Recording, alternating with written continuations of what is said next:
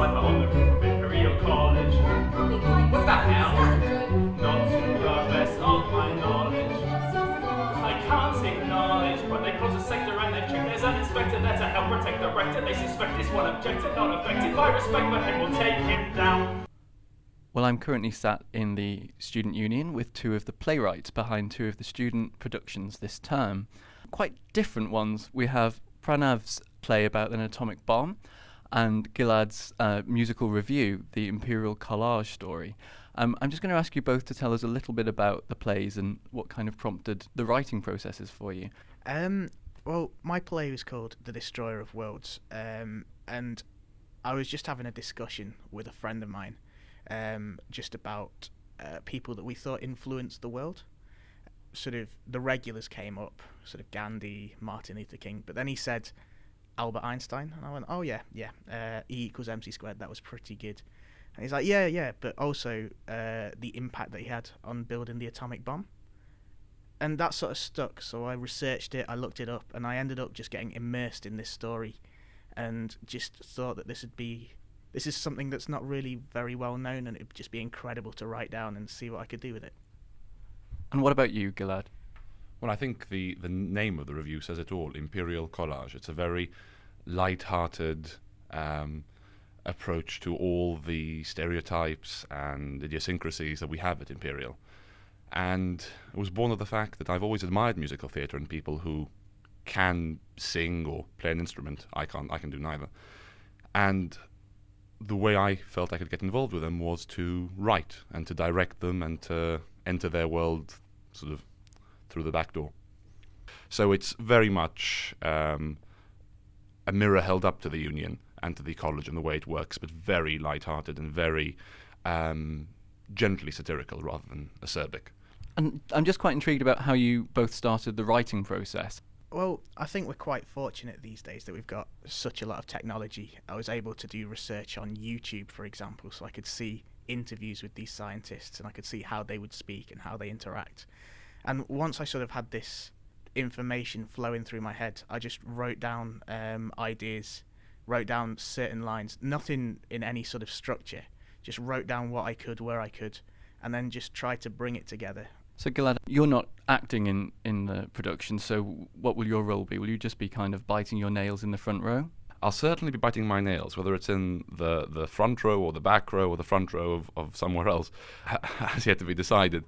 I'm not acting in it at all. I'm directing, very fortunate to have an assistant director who has a lot of experience with the Musical Theatre Society, Michael Wilmot, who is remarkably acting in it.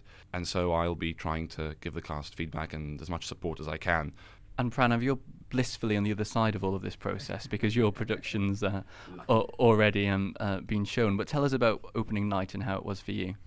Opening night was incredible. I've been involved in drama now for 2 years at Imperial, and I've never seen an opening night with so many people. And the reaction was fantastic, I think.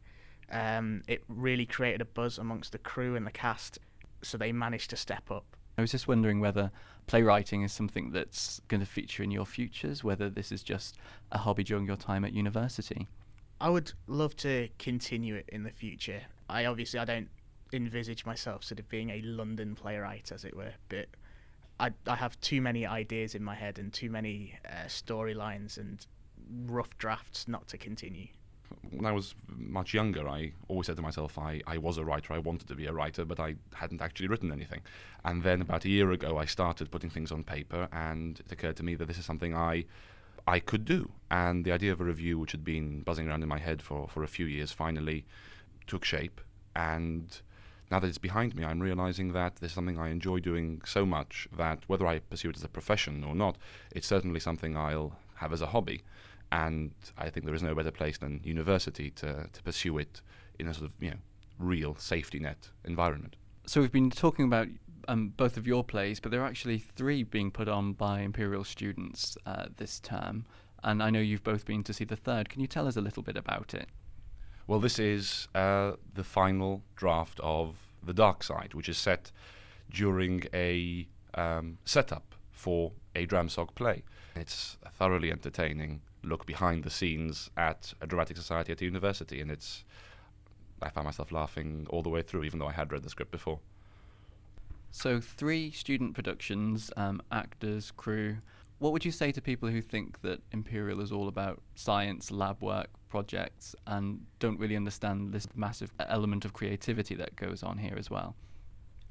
Well, I'd say that people who are interested in science very often are interested in the humanities and have a creative side to them, which tends to be overlooked or can be overlooked. And Imperial, though it sometimes has a strange reputation as being a place where there isn't much art, has an incredibly vibrant music scene, incredibly vibrant theatrical scene, as we've seen this term. I can't think of many other universities where the 3 major dramatic societies all put on original work and, fingers crossed, all go successfully. Well, we're about 2 minutes from the start of Gilad's show, and the Union Concert Hall is absolutely packed.